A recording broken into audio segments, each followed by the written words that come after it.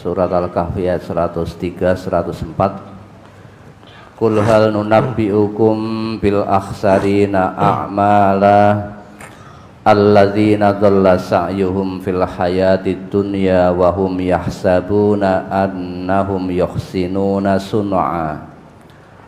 Katakanlah, apakah akan kami beritahukan kepadamu tentang orang-orang yang paling merugi perbuatannya, yaitu orang-orang yang telah sia-sia perbuatannya dalam kehidupan dunia ini, sedangkan mereka menyangka bahwa mereka berbuat sebaik-baiknya. Mohon dijelaskan dan diberi contohnya ayat ini.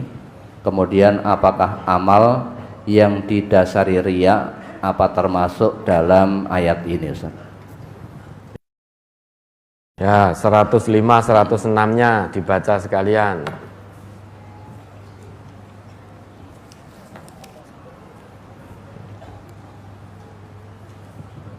Ulaikal ladzina kafaru bi ayati rabbihim wa liqa'ih fahabitat a'maluhum falanuqimu lahum yaumal qiyamati wazna. Ya, 105.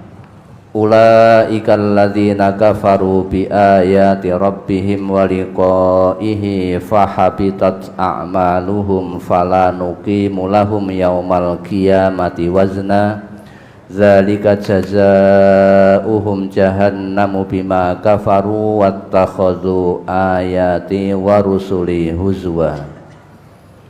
Mereka itu orang-orang yang kufur terhadap ayat-ayat Tuhan mereka dan kufur terhadap perjumpaan dengan Dia, maka hapuslah amalan-amalan mereka, dan kami tidak mengadakan suatu penilaian bagi amalan mereka pada hari kiamat.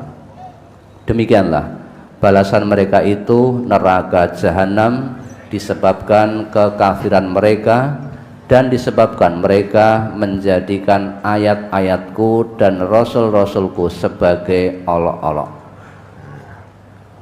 Kebaikan itu yang betul menurut manusia atau menurut Allah?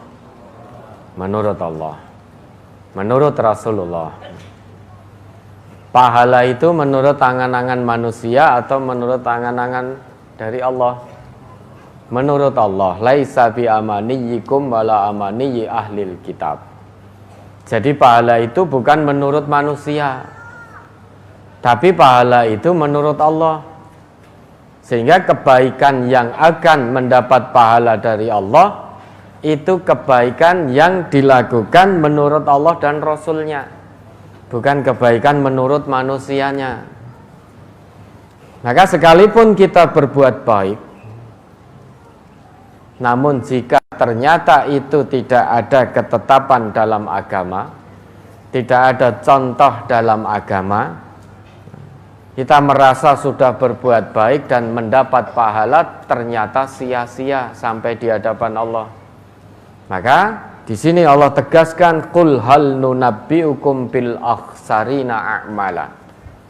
Katakan, apakah perlu kami beritahukan tentang orang yang paling rugi perbuatannya? Alladzina dhalla sa'yuhum fil hayatid dunya wahum yahsabuna annahum yuhsinuna sun'a. Ini orang yang paling rugi. Sia-sia perbuatannya di dunia, sekalipun yang dilakukan tampak baik, namun ternyata sia-sia di hadapan Allah.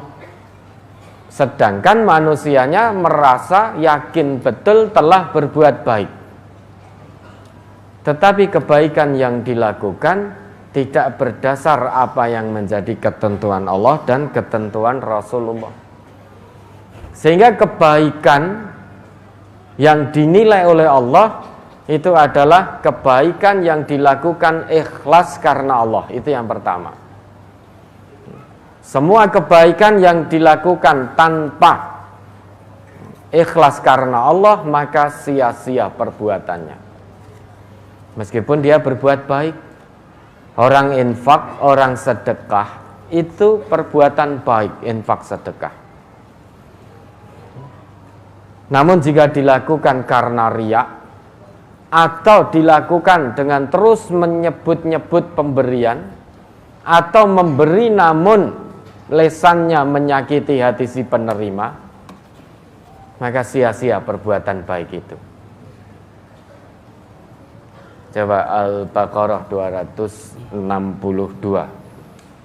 Surat Al-Baqarah ayat 264. Ya ayyuhalladzina amanu la tubtilus, yang 262 dulu. Alladzina yunfikuna amwalahum fi sabilillahi summa la yutbi'una ma anfaqu mannaw wala adza lahum ajruhum 'inda rabbihim wala khaufun 'alaihim wala hum yahzanun.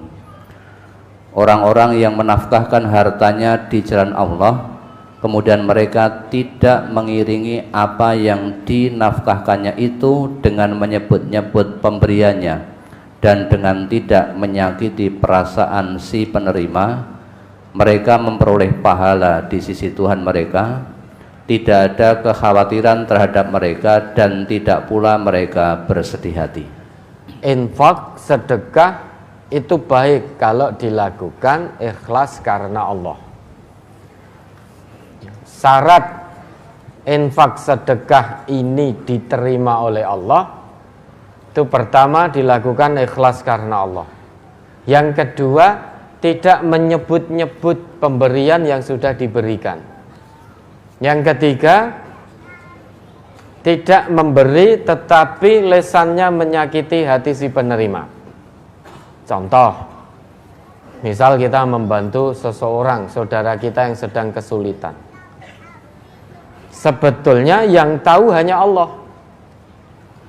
Namun kemudian karena sudah membantu dengan jumlah besar, ini rugi kalau ada orang yang tidak tahu. Kalau ada orang yang tidak tahu kan rugi. Sudah membantu dalam jumlah besar. Tujuannya untuk riya, kemudian diumum-umumkan.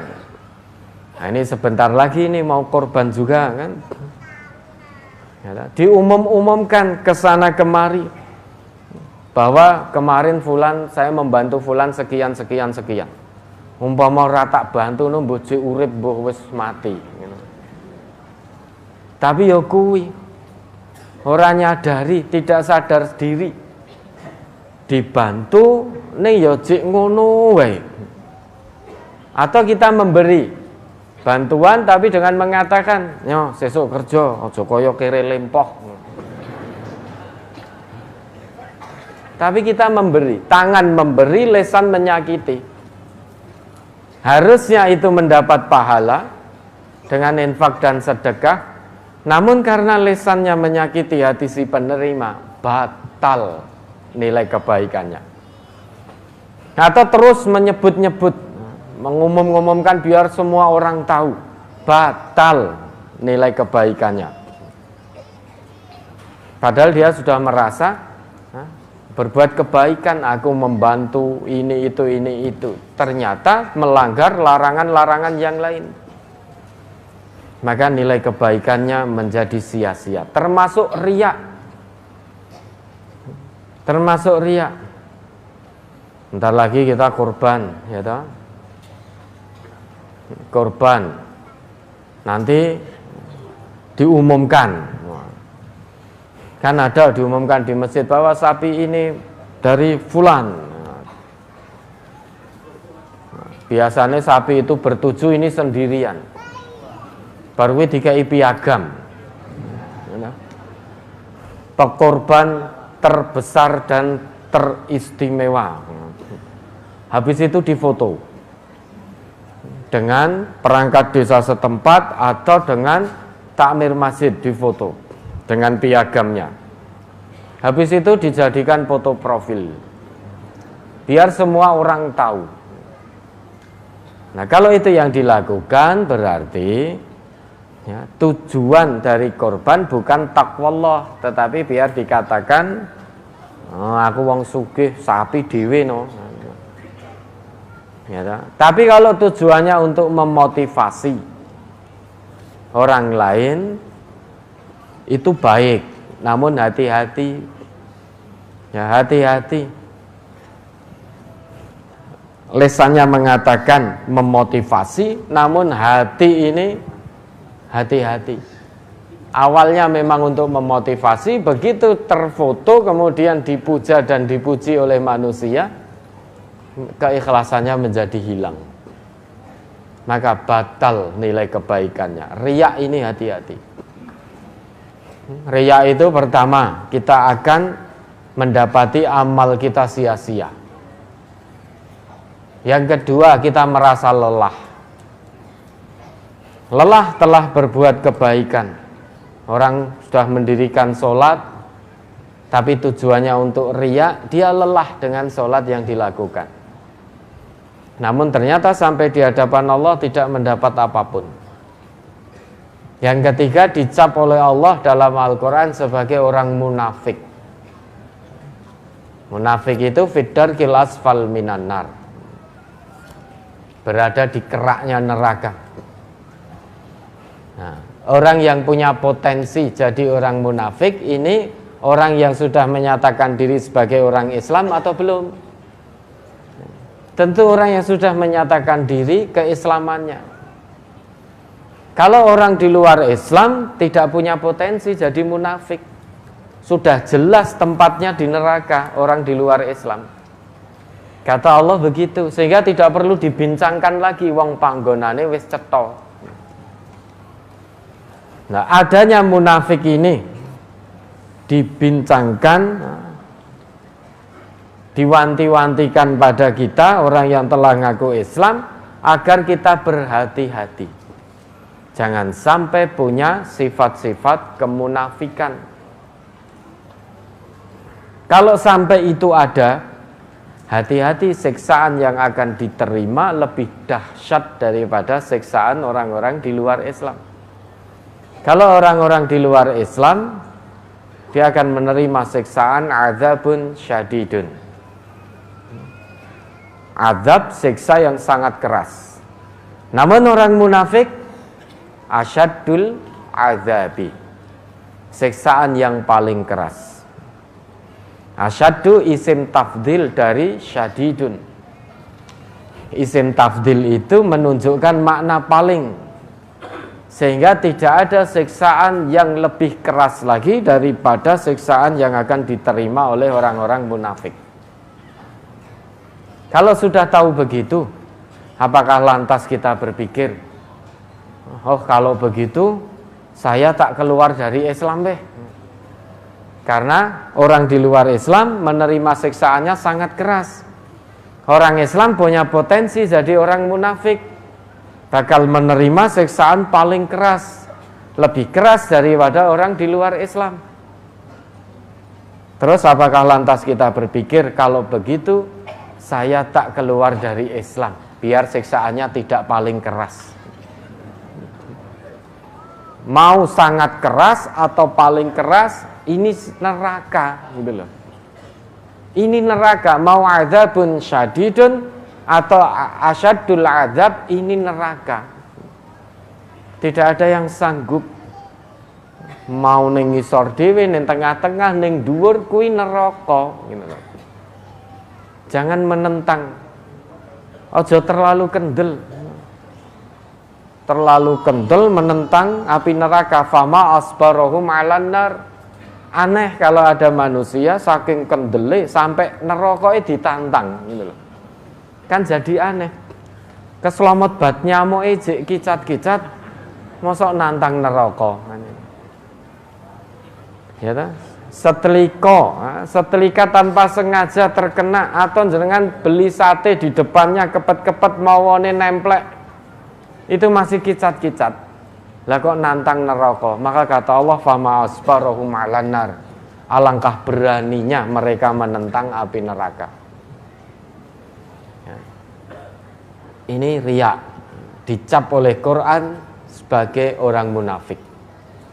Yang keempat, kalau dia tidak tobat dari kemunafikannya, sampai mati.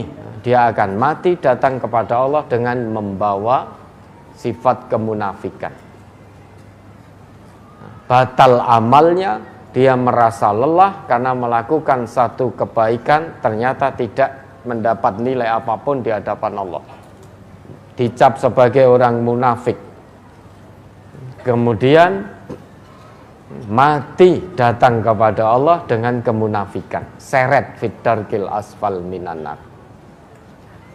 Nah, maka pahala itu dari Allah, menurut Allah. Kebaikan itu biar diterima oleh Allah syaratnya hanya 2, tidak 3, hanya 2, dan tidak pula 1. 2 ini harus terpenuhi.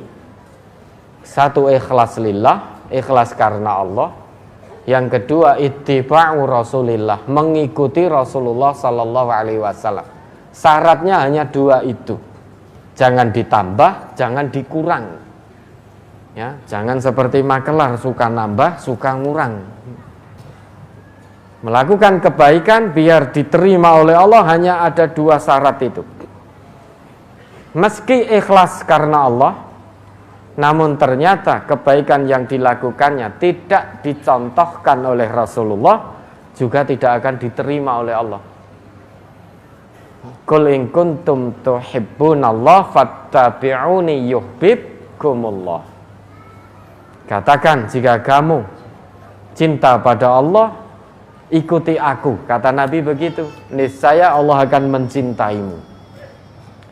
Mencintai kita berarti amal kebaikan kita diterima oleh Allah, dosa-dosa kita diampuni oleh Allah.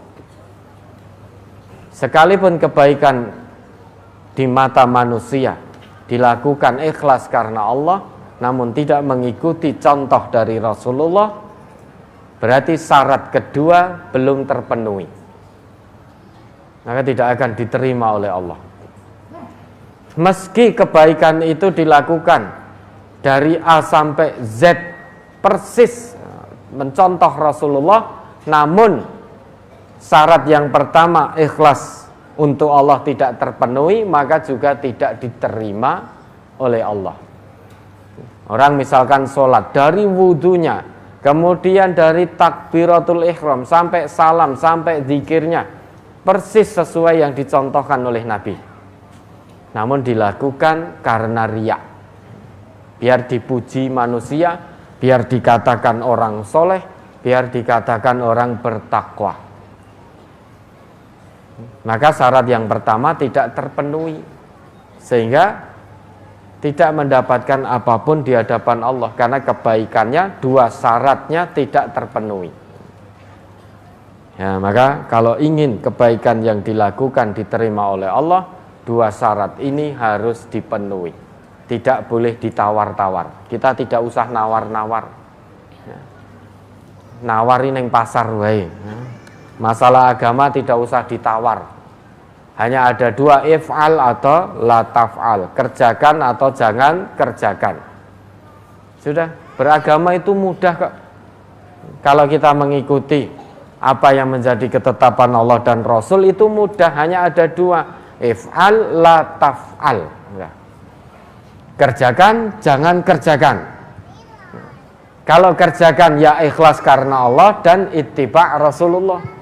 Kalau tidak mengerjakan karena itu larangan, yaitu kita lakukan karena Allah yang melarang, Rasul yang melarang, sudah selesai. Agama itu mudah, jangan dipersulit. Ya, maka hati-hati dengan kebaikan. Diluruskan niatnya, kemudian maksimal ikuti tuntunan Rasulullah. Kalau tidak, maka habitat a'maluhum falanuqimu lahum yaumal qiyamati wasna. Tidak mendapat timbangan amal dari Allah. Tidak mendapat timbangan, langsung seret mlebu neraka. Karena kebaikannya tidak ada nilainya di sisi Allah. Ada lagi?